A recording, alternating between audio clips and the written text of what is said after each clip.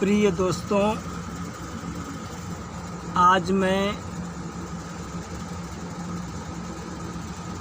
Study ज्ञान level में सब लोगों का हार्दिक स्वागत अभिनंदन वंदन करता हूं। मैं स्टडी ज्ञान के द्वारा आज पास्ट कंटिन्यूअस टेंस का एक्टिव टू पैसिव बताने के लिए जा रहा हूं। ध्यान से थोड़ा समझें। पास्ट कंटिन्यूअस टेंस का अगर वाक्य रहेगा, देखिए पास्ट कंटिन्यूअस टेंस का वाक्य कैसे होता है।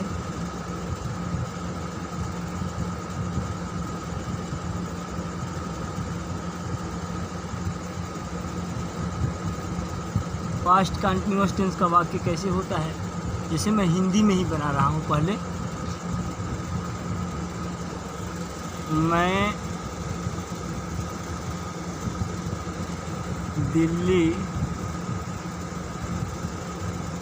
जा रहा था।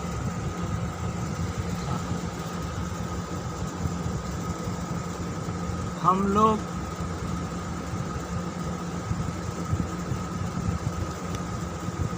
कल रात को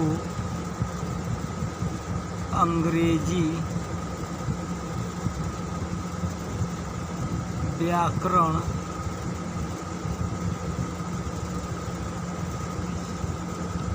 पढ़ रहे थे।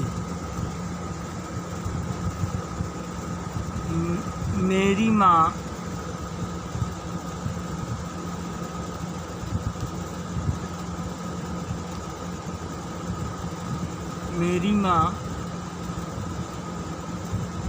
अंग्रेजी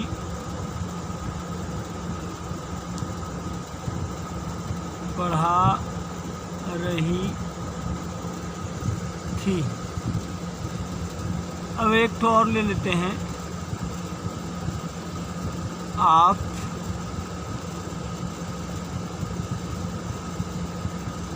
बगीचे में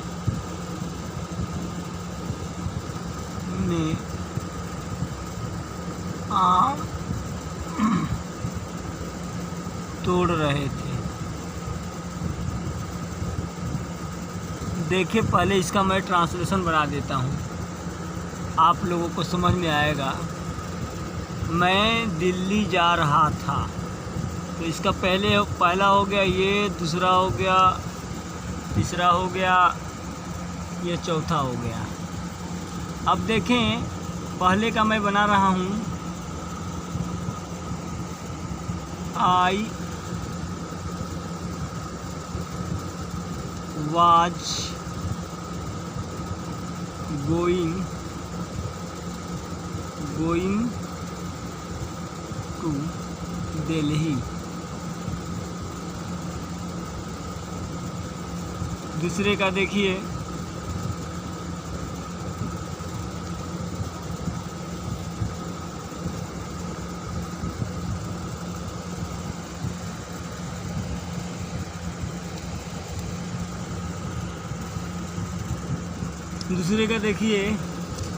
हम लोग कल रात को अंग्रेजी व्याकरण पढ़ रहे थे, तो हो गया वी वेयर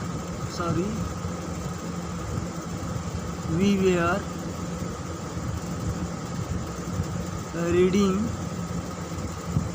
इंग्लिश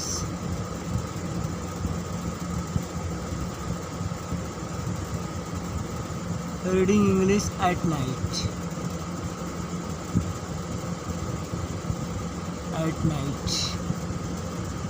तीसरा हो गया, इसका है मेरी माँ अंग्रेजी पढ़ा रही थी। My mother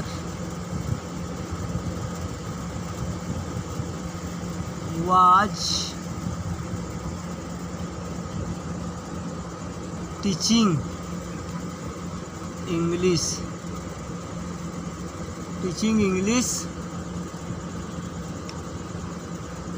और एक है 4 नंबर में,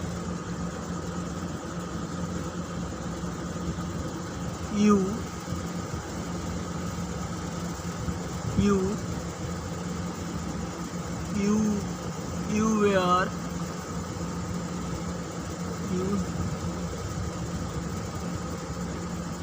यहाँ पर हो जाएगा, आप लोग बगीचे में आम तोड़ रहे थे।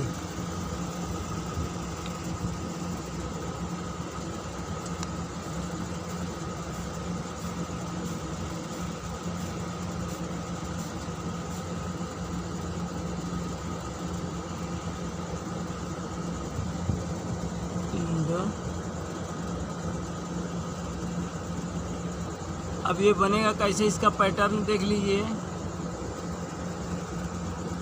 इसका पैटर्न होगा सिंगुलर सब ऑब्जेक्ट। पहले हम इसको ऑब्जेक्ट को निकालेंगे, इसको कलेक्शन करेंगे ऑब्जेक्ट को। तो यहाँ पर देखिए, यहाँ का बनता है पैटर्न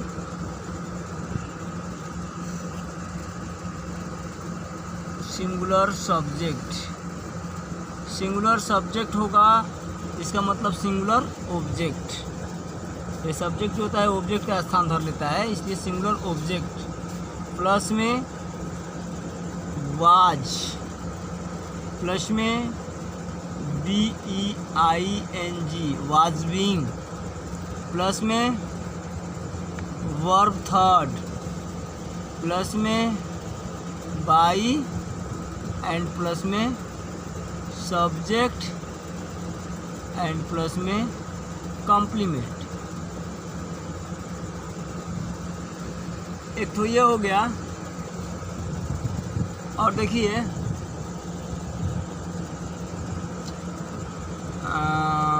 अगर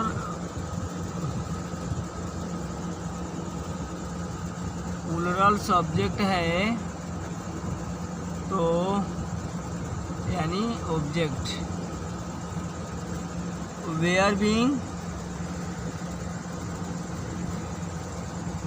being verb third plus by के द्वारा हम सब्जेक्ट को जोड़ देते हैं, प्लस में कॉम्प्लीमेंट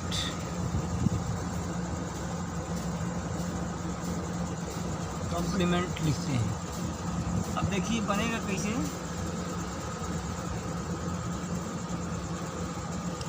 कॉम्प्लीमेंट बनेगा कैसे, थोड़ा ध्यान से। अब देखिए पहले वाला वाक्य है I was going to Delhi, तो मैं वाक्य को सबसे पहले मैं लूँगा I was going to Delhi. तो देखिए सबसे पहले आई वॉज गोइंग, अब मैं जा रहा था, कहाँ को जा रहा था भैया, तो दिल्ली को। तो यहाँ पर लिया जाएगा, ये दिल्ली जो होता है सिंगुलर नंबर सब्जेक्ट है, तो यहाँ पर हम लेंगे ये इस पैटर्न पर जा कर के बैठ जाएगा। तो यहाँ पर लेंगे, पहले हम दिल्ली लिख लेंगे, दिल्ली। अब इसके बाद कह रहा है वाज, इसके बाद कह रहा है बीइंग, तो BEING वाज बीइंग।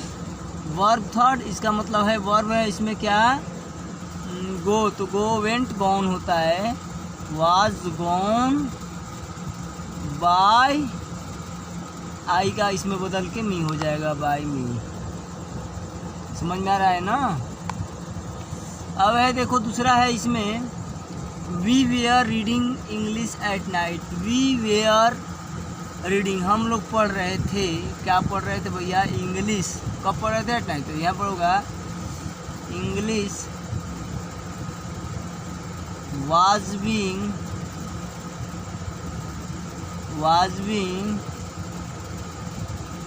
रीड का तीसरा फॉर्म रीड होता है,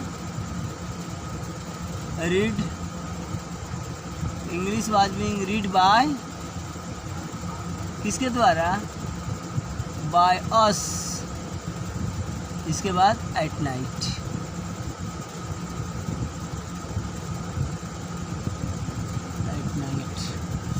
अब देखिए इसके बाद है माई मदर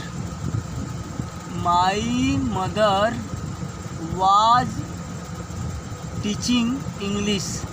तो इसका होगा, ये भी इंग्लिश जो हो गया, इंग्लिश